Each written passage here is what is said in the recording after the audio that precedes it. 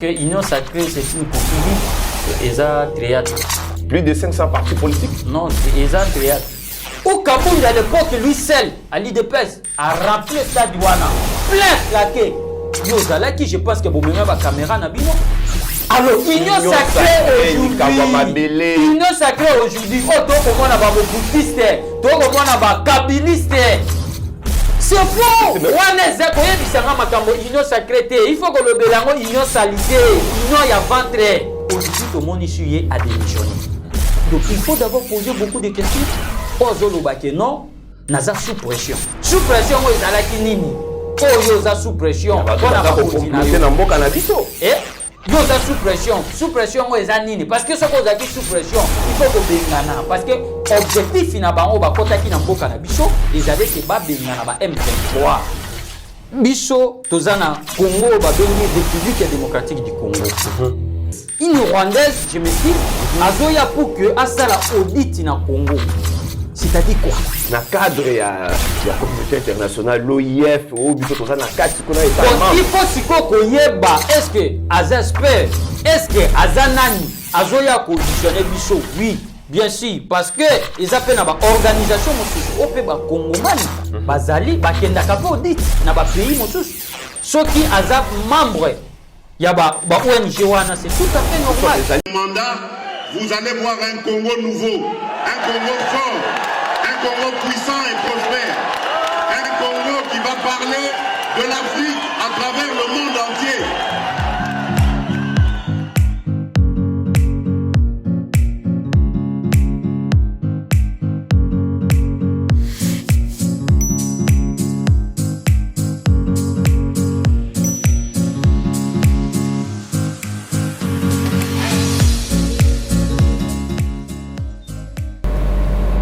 Très heureux de vous retrouver, mesdames et messieurs. Bonjour et bienvenue dans votre émission Le Réveil Patriotique sur Kisalo RDC.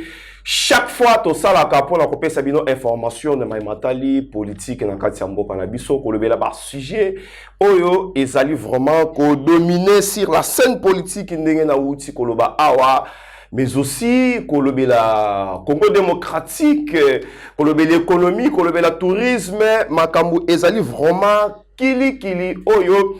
Tokoki kolobela na réveil patriotique melelo toko se focaliser mingi na matali politique na mboka na biso bino moko boyebi très bien l'union sacrée et outil ko ça la sortie officielle balobi ezali vraiment likambo ya mabele il faut tozala na côté moko ya bien na histoire ya mboka na biso Congo démocratique tokobeta susu masolo na démission ya commandant ya EAC oyo ayaki awa pona cantonnement ya ba M23 mais ye alobi aza sous pression akora susu ko diriger troupe te akora susu ko sala musala te il faut alongwa yango agiter vraiment tablier tokobeta susu masolo na Maïmatali audit et affiché électoral par l'OIF. OIF et PCI déclaration mukolo lobi wana balobi il faut baya auditer la CENI na Maïmatali enrôlement des électeurs mais OIF oyo ils a vraiment dirigé par une Rwandaise, l'ancienne ministre Paul Kagame, Madame Mushikiwabo. Est-ce que le gouvernement congolais va condamner une Rwandaise malgré Azoya na cadre, il y a communauté internationale, il y a aussi un fichier nabiso, donné vraiment très capital pour na mboka nabiso, tokobita masolo na kati ya émission nabiso. Na un membre, il y a parti politique et assez membre de l'opposition, Alliance pour le changement, de Tokozana et Awa, Tobeta Masolo, na kati émission de le réveil patriotique, mais il y a moto banda, boki nena nuko s'abonner, bo sera la batu mususu ba s'abonner, bo partager ba lien, bo pesa ba suggestion, bo pesa ba commentaire, yango nde esala kake bisope. Tout s'améliorer dans musala oyo tozali kosala chaque jour derrière la caméra C'est toujours Moïse Bongonda, équipe technique Mobimba ya Kisalu RDC. Baza déjà sur place pour Tobanda, émission Nabiso Mwanamboka. Bonjour et bienvenue. Bonjour mon Pandisango, merci beaucoup. Nazane Sengo parce que les lois, les alliés journée où dédié à une journée du travail. Le 1er mai. Batebele bafanda kananda ku et pona ko sepelana libota na bango. Voilà. Et puis na Mobutu oyo tobenga kizayi ezalaki journée moko oyo ba travailleurs ba sepelaka parce que lelo ndezali mikolo oyo baliaka bazalaka na esengo l'état apesaka bango makoki nini bakoki ko survivre. Malheureusement na gouvernement ya mwana mboka Chilombo oyo toko lelaka tango nyonso tunzala ekoti na mboka moye eza te lelo ba travail soko kei nazo yebisa yo ke eza na ba misère na ba famille oyo ba kokoka te bato ba kokufa na nzala ba po mosala yaalité pona mokolo ya lelo mosala yaalité même mosala te vie ya kolia biloko ya kolia ekomi pasi na mboka toko yeba te si nous avons un gouvernement ou pas et puis les alliés mikolo oyo tozalaka na lifili oyo zalaka organisé na l'état congolais pour na ba peuple congolais oyo basalaka mais lelo toko mona na gouvernement ya mwana mboka Félix Antoine Tshisekedi Tshilombo o lelo ba ko salaka sortie ya kotondisa stade na mbongo wana balingaki ba canaliser quand même na journée ya lelo parce que ezali journée oyo ezali pour na fête ya batu. Mais de l'autre, napesi bango merci, même ceux qui bafandi na nzala na ndako na bango, nzambe oyo atika kabana na ete akosala et puis tokozwa mokonzi oyo akoyeba posa na biso kongomani. Merci beaucoup na Zalina Isengo parce que lelo na répondre à l'invitation na merci. Merci beaucoup mon Mboka, mais en préambule de l'émission, on a obligatoire aborder question il y a procès Jean-Marc Kabound étant qui est membre et militant et appartinaillé, tout comme on a pu procès Kabound plus de 8 mois, les lois à la prison. Vous imaginez, il faut que depuis mon Mboka Jean-Marc Kabound à cela qui sortie médiatique nous avons compris qu'il y a un acharnement contre l'honorable Jean-Marc Kabound. Et depuis procès naïe bandaki, je pense que ezalaki procès mo ezaki politique jusqu'au jour d'aujourd'hui où Jean-Marc Kabound a sali 8 mois na prison centrale ya Makala. Malheureusement, cour de cassation et procureur près de cour de cassation après ça qui mon Mboka Jean-Marc Kabound à Kabound oyo babenga kango résidence surveillée, c'est-à-dire loi ya mboka na biso elobe ke député national détention préventive nae ezalaka remplacer na une assignation en résidence surveillée. Donc na place ba memaye na Makala il faut bâtir na place moko ba ko batela kai ba kengela kai jusqu'à ce que na instruction dossier na eti akoma na kusamba. Voilà. Alors pona mwana mboka Jean-Marc Kabound lokola azali salanger na régime Tshisekedi, c'est tout à fait normal ba mema ki na Makala ba avocat na biso ba senga ki cour constitutionnelle pour la inconstitutionnalité ils allaient qui soulever na cour de cassation et pour cour de cassation il obaki que non le cas là ils ont inconstitutionnalité ils ont soulevé na affaire Kabound là ils ont kende na cour de constitution parce que bazouzi ya cour constitutionnelle ne bango bazana habilité ya constatuer affaire oyo itali inconstitutionnalité. Et puis malheureusement le kola bakonzi ya mboka oyo soki bazana pouvoir biloko nyonso tout ekoma ka gérer na bango makambo nyonso tout bapesaka ba injection et puis ba manipuler appareil judiciaire na mboka na biso oyo ezali na appareil oyo esukisi babibe ko nyonso tout na mboka oyo to kamo eke les ezalaki jeudi je pense mercredi ou jeudi ezalaki jeudi cour constitutionnelle azo rejeté que non ezali recevable mais non fondé. Donc c'est-à-dire que ba créer na bango constitution mususu parce que un élu oyo azali député national akoki kosala 8 mois te na Makala aza condamné te bosambisi ete eloko moko te mais la constitution est claire pour dire que non un élu détention préventive nae eza remplacé na assignation résidence surveillée. Alors le cas Félix Tshisekedi oyo azali président de la République ayebi qui Kabound azali salanger na régime na ye soki Kabund aza libanda akokokate akotia ye molunge jusqu'à ce que akobotola ye libonga wana. Alors il faut ba garder ça la volonté na ye. Alors il faut te bisa bango que ba ke loi ya mboka oyo bango te bato ba créaki na régime ti les gelou. Ba kanisate ke lokola bango baza na fait ba sala makambo nyonso te koma ya bango. Alors biso na alliance pour le changement toza sécurité pour tout monde rejet ya coup constitutionnel.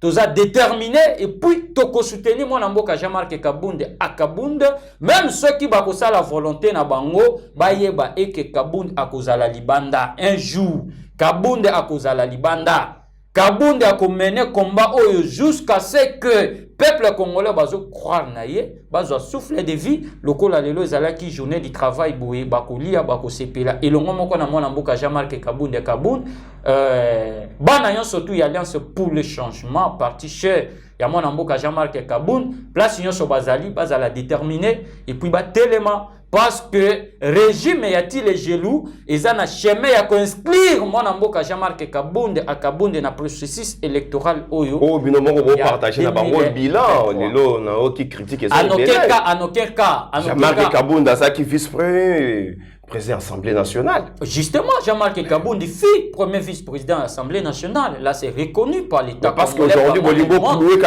mais Kabund a fait sa part. Lorsque Kabund était premier vice-président de l'Assemblée nationale, il faut qu'on ait la gestion, il faut qu'on ait la vie sociale. Kabund a même la kibato.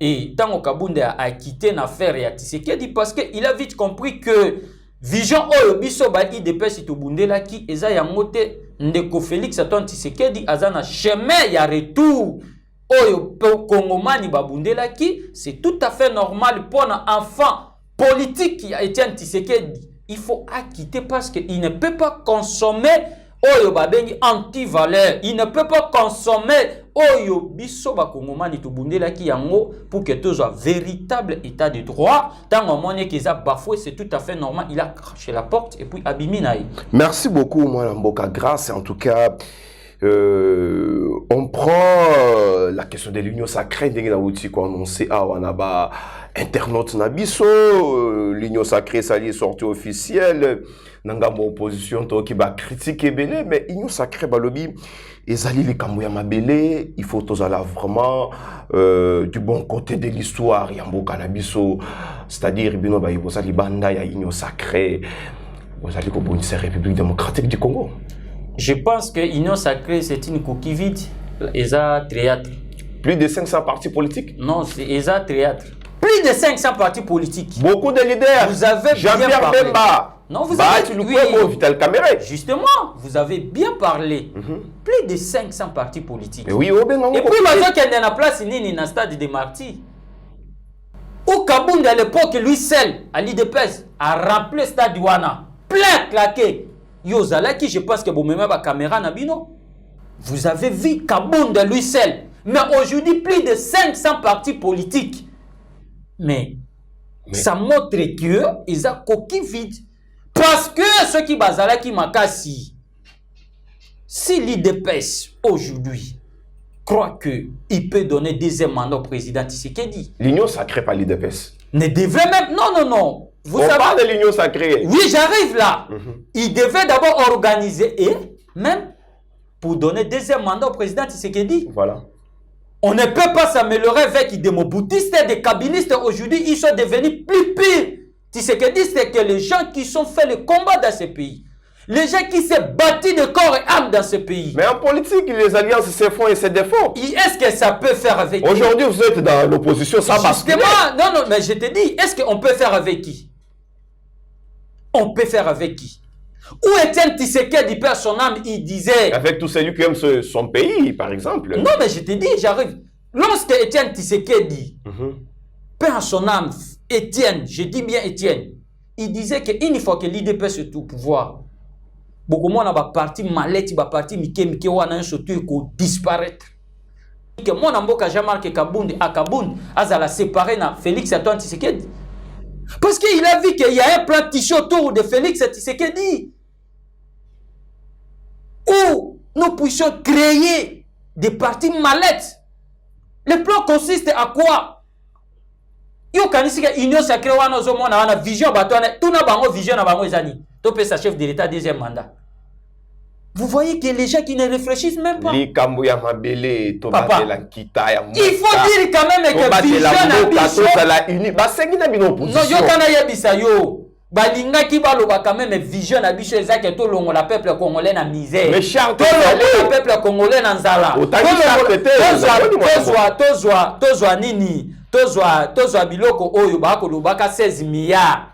Ya budget oyo ba ko tangela biso na loko. On ne dirige pas le pays avec des mensonges. Ba ko jouer la biso makambo 16 milliards. Tout monde a pané. Nicolas Kasa Dialobi batika la koko sate ba koko sapete. Lui là bon, c'est tout à fait normal parce que Azda aujourd'hui ministre ya finance. To yebite le ko la isa gouvernement oyo isa tissé na autour ya mona mboka président Félix. Il faut azala toujours na batuloko ba Nicolas Kazadiwana pour bako sakabiso ba Kongomani. Or que Congolais assis à fungwama. Lobi beaucoup misaki yetan kozala ki na majorité. Même pas anokeka. Kabunde, je pense que tango kenda ki na discours ya mona mboka Jean-Marc Kabunde. Nommé Kabunde était secrétaire général de l'UDPS. Kabunde, Sokolanda qui a lobby que ba projet est belé. Un produit de Jean-Marc Kabunde, Nicolas Kazadi. Nayebi boy. Ba projet est belé oyo ezala qui tissé dans tour à président Félix et belé Kabunde bande koloba. Non. Mais à koka ki te ko bima abenga bino ba point temps ozala ki na tissé que dans le bango boloba que non ça c'est l'amateurisme, ça c'est clientélisme, comment Kabunde zana fait et puis azana kati ya bima lo ba hôtel na zo sala boy non. Kabunde azala ki premier vice-président de l'Assemblée nationale, président à l'intérim de l'UDPS, Asala qui part naie. Il y a beaucoup de choses, ça revient au président de la République parce que c'est lui le commandant. Bon, le billet Kambo Mabélé. Alors, union sacrée aujourd'hui. Union sacrée aujourd'hui. Oh, toi, comment on a ba boutiste, toi, comment on a ba kabiliste. C'est faux. Mais vous avez accepté Mosso à l'époque Kabunde était encore. L'union sacrée à l'époque de Kabunde gérait l'union sacrée. Kabunde gérait l'union sacrée parce que Kabunde constate que non, le président Tshisekedi disait à l'époque que non, accord FCC cash et zo sala que non, vision est à la réalité. Je me rappelle à l'époque où Kabunde réfléchit à l'obi bon, lokola batoana ya FCC ndenge mokonzi mboka zoloba ke vision na ezo à la réalité, c'est ce que je devais faire. A créé l'union sacrée. L'union sacrée est qui fondée sur base il y a des députés. Et c'est qui fondée pour tout le monde a plus de 1400 partis politiques ou bien 500 partis politiques aujourd'hui. Base à la tissé pour l'union sacrée. L'union sacrée est forme politique. Mais là on a dit que le plan consiste quoi? Vision à bango ezaki to zwa banini ba député ébélé. Parce que batoana bazaka a besoin de pouvoir et de pouvoir. Ba servir soutenir. Il ne servit pas le pays, il servit sa vente. Il servit sa ventre et si aujourd'hui est servi le pays, on ne peut pas vivre ce que nous sommes en train de vivre aujourd'hui. Si tous ces gens-là, parce qu'ils sont tous aux affaires. Vous avez vu que tout un gouvernement qui s'est transformé en plateforme politique.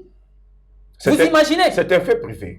Hein? C'est un fait privé. Mais c'est ça ce que je t'ai dit. Tout le gouvernement, tous ces gens-là, ce sont des gens qui travaillent dans des gouvernements. Mais s'ils sont des visions. Nous sommes en politique. Mais c'est ça ce que je te dis. Et c'est normal. Non, ce n'est pas normal. Est-ce que politique, c'est quoi? Selon vous, qu'est-ce qui n'est pas normal? Mais dites-moi d'abord, quand vous dites que non, ce sont des politiques. Dis-moi, politique d'abord, c'est quoi? C'est moi qui pose des questions ici. Non, mais je te dis, parce que ceux qui te haussent à la politique. Politique, ils allaient bouillir. Politique ba ko sala ka yango pour que non epé sa biso peuple congolais epé sa biso ya kolia ya komela to fanda kimia ba batela Congo na biso ba veiller sur l'intégrité du territoire national. C'est ça la politique. Mais politique c'est que komi na ko kende na ventre ya batu. Les autres kende na ventre un individu là ce n'est pas la politique. Il faut to pesa ngo kombo mosusu. To eba ke batu ba ko ya o to benga ngo na intérêt personnel. Oyo batu wana il faut pas Kongomani ndenga zabu ayebi. Pouvoir ya mona mboka Félix Antoine Tshisekedi Tshilombo. O lelo to bengi o lelo bazar ni ba ko benga union sacrée. Mona mboka. Ezo sala biso passe. Talande caméra. Pourquoi nous dites que non ezo sala biso passe? Voilà. Aujourd'hui nous avons vu on ramasse les gens. O ba ko pesa bango ba 10 000 fois. Pouvoir ya nani? Ya mona ya Etienne.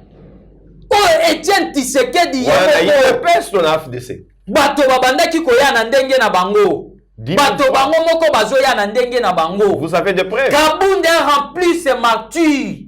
Atikali kopesa aucun rang. Voyez-vous? Kabound a rempli ses martyrs là. Avec l'IDPS. Kabound a tikala kobimisa mbongo te azaki président. Alobi toko tondi sa martyr wana. Toko tondi sa yango. Et puis tout le monde à l'époque ne croyait pas que Kabound peut faire ça. Bah finna y avant qu'il y a ça la biloko wana total. Par là vous voulez dire qu'il va utiliser moyen de l'État. On a utilisé. C'est bien connu. Mbongo wana ba image ezali, ba vidéo ezali, ba to bazo réclamer que ba pesa ki biso 10 000, ba pesa ki biso nano 5 000.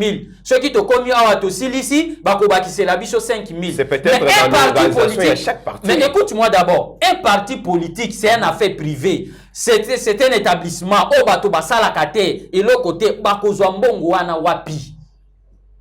Dis-nous, mbongo wana. Baso gérer, basana bato basana faire. Foutama tout ça. Alors mbongo wana contribution à ba membre. Mbongo wana ndé il faut zonga na parti politique. Mbongo wana. Lelo to ko lelanzala ngai na yo. Bazo kende ko rempli biso wana. Mais c'est un alliance pour le changement. CG Kotongamawana, jusque-là, tu vas comprendre. Non, mais. Parce que les autres n'ont pas. Non, mais juste. Mais Wana Soko Lubengo, je m'étonne et je me pose beaucoup de questions. Parce que vous venez de parler ici que Kabound fut le vice-président de l'Assemblée nationale. Voilà. Il touchait l'argent. Vous imaginez? Kabound touchait l'argent. Kabound, en mettant, il est député national, on lui paye. Deuxièmement, il est premier vice-président de l'Assemblée nationale où il y a un monument destiné au premier vice-président de l'Assemblée nationale. Mais c'est tout à fait normal. Tout cet argent-là, où Kabound lui-même à l'époque, je me rappelle, au Kabound il faut réduire le train de vie des institutions. C'est ça même ce champ de bataille. En même temps, les combattants ont broyé du noir à la 10e rue. Je te dis, il y a parce que un combattant ont retrouvé des combattants engagé combattant mais biso na institution bon ozoya ebele ezo suka kaka na biso. Président, premier vice-président. À ce cas-là, qu'on c'était le rôle à Martin Fayot à l'époque. Non, mais Kabound a dit, Yolanda a intervention dans l'Assemblée nationale. Kabound a l'oba papa. Kabound a l'obi qui a réduit le trait de vie des institutions. Ah, c'est vrai, mais à ce cas-là, il a monté. Oh, mais il a fait ça parce qu'il a démissionné. Est-ce qu'il y a Balogola Kabound dans l'Assemblée nationale? Voilà, Jean-Marc Kabound toujours en prison, mesdames et messieurs. Toyambi Moko, il y a des membres, il y a ACAWANA qui sont le RDC, le réveil patriotique. Moi, Namboka, soyons du bon côté de l'histoire. Il ne faut pas me dire ça. Parlez-moi de l'histoire du soyons du bon côté. Ça, ce n'est pas le bon côté. C'est l'histoire du côté. Il faut que nous soyons du bon côté du ventre d'abord. Parce que ces gens ne travaillent pas pour le Congo. Ils sont pour travailler pour les peuples. Non, mais lorsque la prémisse y est déjà fausse, donc on sous-entend que la conclusion, si ça n'est ça. Donc on peut attendre de rien du tout. Donc dans cette phrase, yo capté message à ta mon côté. Bon, allez-y. Soyez du bon côté de l'histoire. C'est-à-dire quoi? Selon vous. Non, mais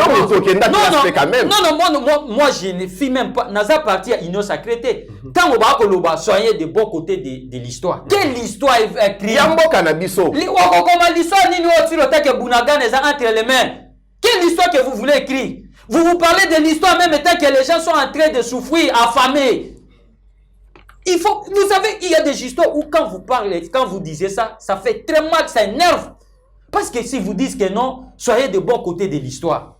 On crie de l'histoire aujourd'hui, ou à Bunagana, Mbokakei. On crie de l'histoire aujourd'hui, au stade de Marty, parce que je me rappelle que l'histoire wana ezo koma makaka na Marty. L'histoire wana ezo koma makaka na Marty. En même temps Marty wana bazo koma l'histoire eza salité, eza bosoto. Eza bosoto, eza na salité. Siko histoire ngo bazo komela ngo place nini. Et nous ni paye umeli. Papa. Stade wana nous ne umeli. Depuis Siko tango nous ne umeli bino boye na 1988. Bozo c'est la kotonga ata stade moko mukoni. Tango boye déjà na fait Kabound azalaki Kabound fi premier vice-président, député à Tongi Nini na Marty. Na stade Nambongo wana wa ganga ki il faut réduire trait de vie. Ah! Salaire mais oui, alors que tu réduit très de vie des institutions. Ce qui Congomani dans un pays sérieux, lorsque quelqu'un abîme sa révélation ou il fait membre de l'institution, oui, bien le koni basalaka. L'IGF alingaki a fungula parce que tous allez on a IGF et pas n'habitude en Congo. Vous comprenez? Alingaki a c'est. Ezalaka depuis. Ezalaka déjà, oui. Il faut à fungula. Mais comment est premier vice-président de l'Assemblée nationale? Moutouazan a fait à l'ongwe pété. Mais à Zolobakeno, nous devons d'abord réduire les trains de vie d'institutions. Il faut tout bandano pour contrôler. Et zo kende combien d'institutions à République où y a biso ya Congo. Il n'y a que permettre biso que tu ébake combien bandeko wana bazozwa et puis mbongo bazosa nango nini. Mais Kabunde, ce que Zolobake stade wana essaie nuni. Kabunde ébaki que stade ya Marti essaie nuni. Kabunde construit. Kabunde a construit. Waya Zawana. Mesdames et messieurs, en tout cas. Quand vous dites que Totonga histoire. Histoire nini obiso tokotonga Bunagane Kei. Histoire obiso tokotonga Zananzala. Yango Jean-Pierre Bemba asengina opposition. Dino surtout Bosangana. Bosala eloko moko. Côté de l'histoire, en tout cas, namoni netibino.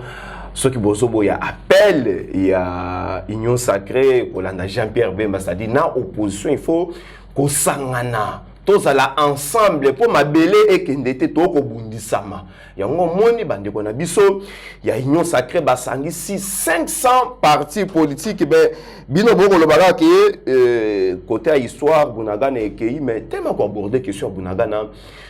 Et au plus, ça passage dans le deuxième sujet, il y a une émission Nabiso, commandant Oyoyaki Awako Kamba, EAC, il y a le biasa sous pression, à démissionner, à Longwe na Ebonga, à Boaki tablier, au monte que, bande Bonabiso, il y a union sacrée, Bazali na raison, il y a comme ça la à peine, na Bakongomani, tous Sarana, tous à la soudée, tous Boaka ba divergence Nabiso.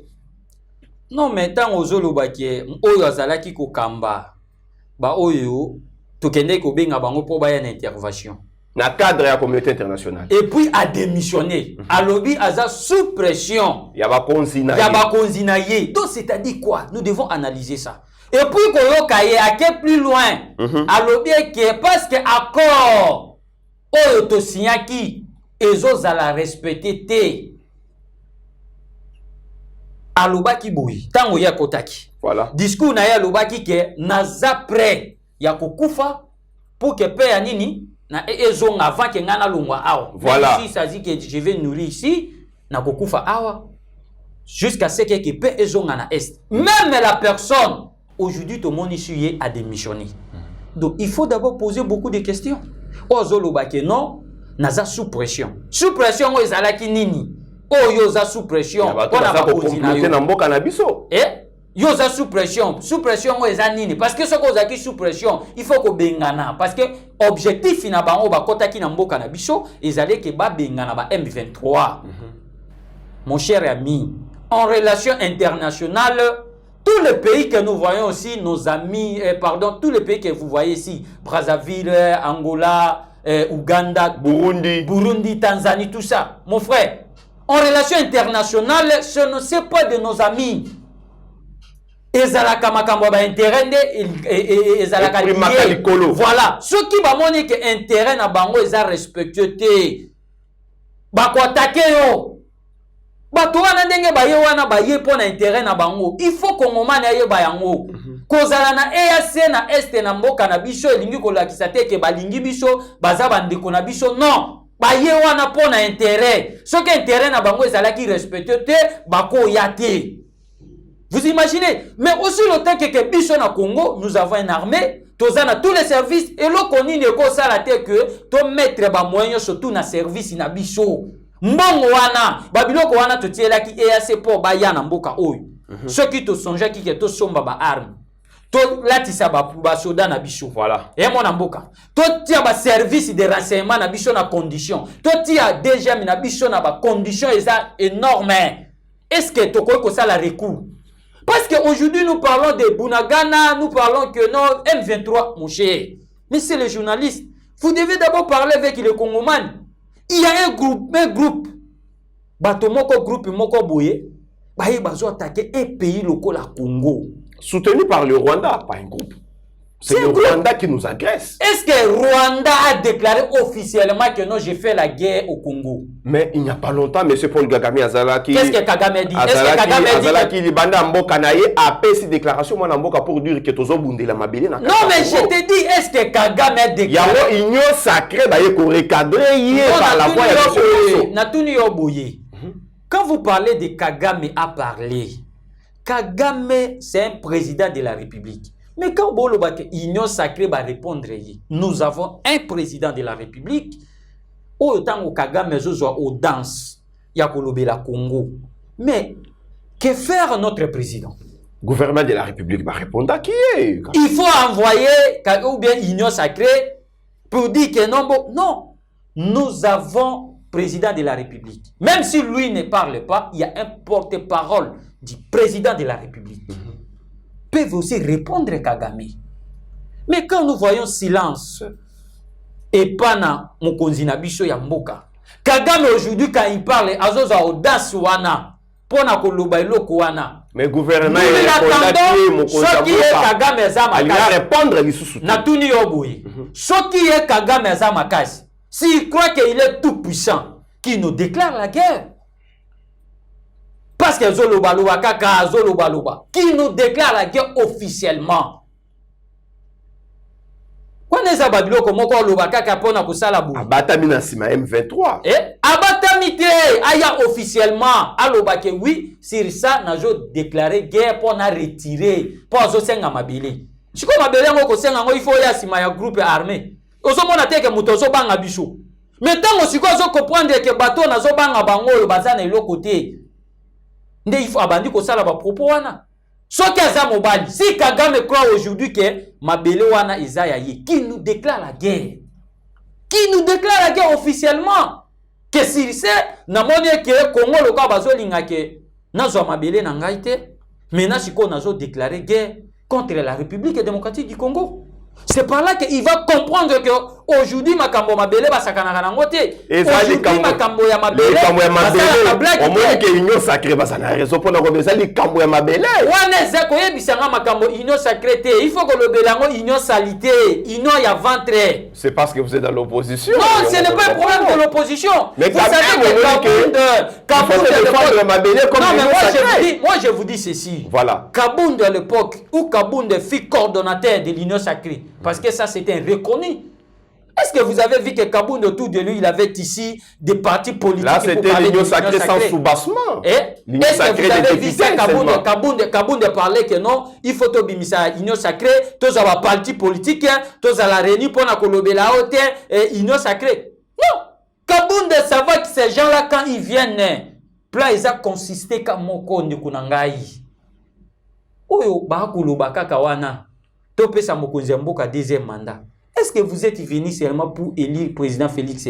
Mesdames et messieurs, en tout cas, Tozo Kende na souka ya émission na biso lentement et sûrement moi na Mboka na Rolinga au placé un mot par rapport il y a information to tu ko zoa awa na kisalu RDC ou tu ko koya sikoyo OIF alingi a audité CENI étant que communauté internationale aussi longtemps que Congoma union surtout a yebi très bien que na espace francophone muto akokamba ezali Rwanda. Est-ce que le gouvernement de la République va remettre comme modèle wana et aussi l'opposition pour trouver déclaration wana ou soit décision en ndengeni tant biso tozana Congo babengi République démocratique du Congo.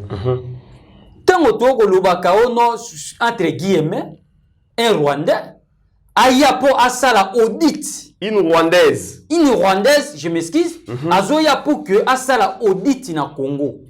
C'est-à-dire quoi? Na cadre ya communauté internationale, l'OIF, ou biso tozana cadre sikona état membre. Il faut siko koyeba est-ce que azasper, est-ce que azanani azoya auditionner biso? Oui, bien sûr, parce que ils appellent na ba organisation mosusu ope ba Congomani, bazali ba kenda kapo audit na ba pays mosusu. Ceux qui azaf membre ya ba ONG wana c'est tout à fait normal. Les amis beko na kati ya ya lobeli que non akoya ko sala audit. Vous imaginez? akoya na eko sala audit, mais ça ne change rien sur le Congo. Donc il peut venir faire son travail parce que ça peut-être moi article na bango ou bien charte na bango et mais on ne peut pas vraiment prendre des données locales là owana ko pesa ngo une rwandaise. Non mais c'est tout à fait normal. Est-ce que biso to yebi ndenge nini organisation ya biloko na bango wana organisé, c'est là où ça fait mal. Mais c'est ça aussi le problème. Mais c'est ça aussi le problème. Parce que charte na bango tant monsieur lobi bon il faut la chapeauter peut-être présidium est à la rotatif. Vous imaginez? Peut-être est tombé que y na Rwanda. Nde madame wana aza présidente ou bien aza soki nani aya kosala audit. Mais soki ezana na ba circonstance wana te, soki ezana nzela wana te, on ne croit pas que non, elle peut réveiller bon matin comme ça, ya lobano kosala audit. Donc c'est-à-dire que charte wana et lobi bongo. Vous imaginez? C'est-à-dire, charte wana ya bango, et le bibongo peut pesi ndingi sa ya kosala. Parce qu'ils ont compris que fichier o ya kadima. Eza fichier eza taillé. Eza fichier o eza organisé. Ah! Mais enrôlement, si nous te bonaga na basa enrôlement, te mokomo lo ba eza taillé, eza organisé. Mais ce qui est là qui que bunagana, tozana tozo s'enrôler. Ba province mususu tozana en enrôlement. Qu'est-ce qui montre que bazala na vitesse ya kosala contrôle ba auditionner fichier na biso aussi le temps que on a pas l'élection ils ont relevé na souveraineté OIF aza na leçon ko pesa bisoté que si yango wana nga na zoye bisayo soki bango ba yebi bien que biso tozana na processus ya enrôlement comment bako ya pona kosala audit na fichier na biso ozo comprendre. C'est-à-dire que charte na bango ndenge ba signa qui ezolo ba bongo. Ils ont constaté que na début déjà y a enrôlement. Ils ont là que ça déjà que non, et loko ya mabe déjà ezali. Ça montre que non. Kadima azawana pona ko respecter volonté. Nalandi Jonas Chombe la société civile. Parce que même ceux qui mobilisés ba le bien ko lekate. Mais ceux qui Hollandi même dès le début.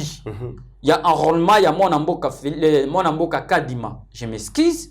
Oso comprendre que ezala ki na norme oyo eza respecté. Enrôlement to sala kango 3 mois. Kadima zo et la biso que notre sala enrôlement na 1 mois. Pays le quoi? C'est peut-être par rapport il y a vitesse population, à technologie, habitation. Les lots, vitesse à technologie. Ça c'est faux. C'est pour échapper. Alors, Batouana peut-être bateli manette. Et c'était peut-être pour notre retard. Non, est-ce que retard? Habitation, biso peuple congolais. Tous en ont combien d'habitants? Organisé biso plus de 80 millions aujourd'hui. Mais dites-moi, est-ce que vous avez un enrôlement même est-il le batomsu na kaka na Kinshasa province on a tous en batomsu bazwa carte?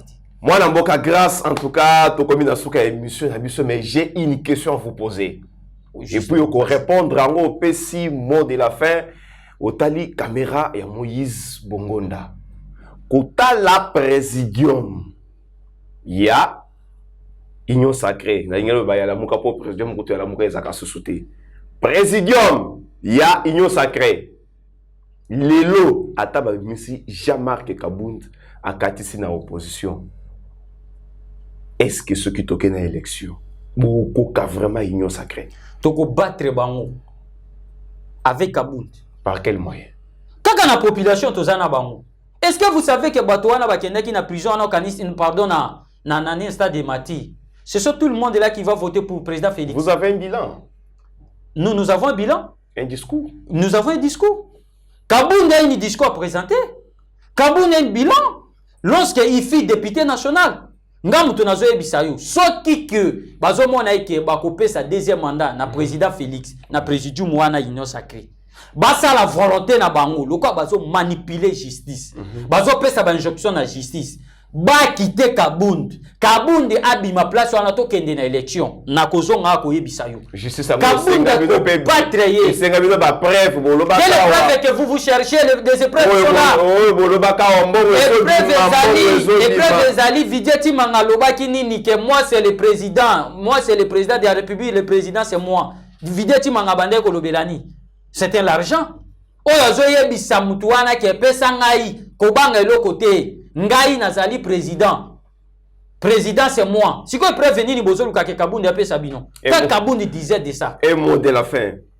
Merci beaucoup na pesio merci na tondani ne sengo parce que oyambinga na plateau na yo to partager makambo etali mboka na biso parce que ceux qui to lobeli te banani musu ba ko lobela to ko mona na ngambu ba ko kende ko sala innocalité o etali makambo ya ventre na bango moko o lelo ba kongomani ba ko lilanzala baza na ba souffrance.